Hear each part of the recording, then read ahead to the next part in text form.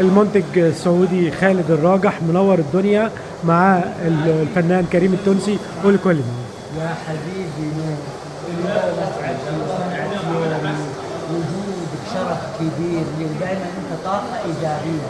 والله انا مش عايز اقول لك نورت مصر ده اللي كانت تانية. يا حبيبي يا بجد حبيبي بجد احنا بنتشرف بيك كسعوديين، يا وبنتشرف بيك انت بجد دي بلدك، وبنتشرف بيك بجد عشان انت اخلاق، ادب، احترام، قلب ابيض عمري ما شفته بالجمال ده. بجد انت شرف للصراحه. يا حبيبي لك اللي شرب من مويه النيل، انا شربت من مويه النيل واليوم شربت من كندا وبالنهارده يا حبيبي لازم نتقابل، لازم نشتغل مع بعض. انا يزيدني شرف ان انا اشتغل معاك كمان وانا بعد شرف لي، ويستنونا.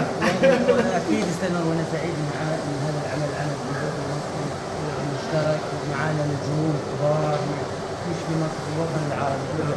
نجمة مصر نبيل عبيد، يعني انت حضرتك للمرة الألف بنشكرك إن أنت رجعتها للدراما. هي موجودة بس هي راجعة للدراما على إيدك. حاجة مختلفة. نبيل عبيد يمكن عملت هول 90 فيلم وما يزيد عن 100 عمل، لكن هذا العمل مختلف. وهي قالت أنا أول مرة ألعب بالدور وأنا أبحث عن الشيء الصعب، وأنا ما أعمل حاجة صعبة، وبتشوفون شيء يعني عارف يعني ايه. احنا بقالنا كام سنه ما بنشوفش بونبونه وما بنشوفش نبيل عبيد على السينما وعلى الشاشه الصغيره. بقالنا سنين عمر. هتتسمروا. انت بنفسك عملت انجاز رهيب عشان ترجع لنا بونبونه تاني.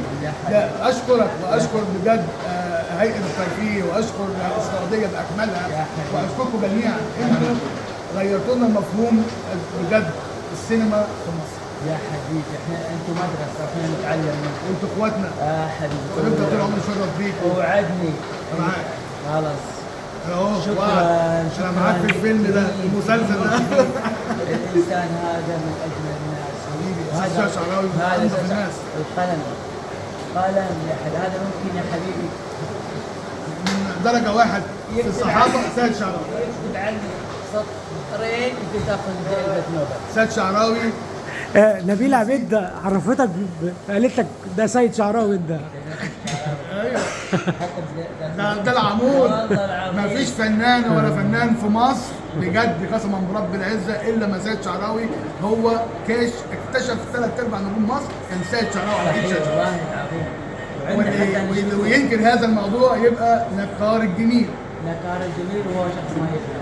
صح. يقول لك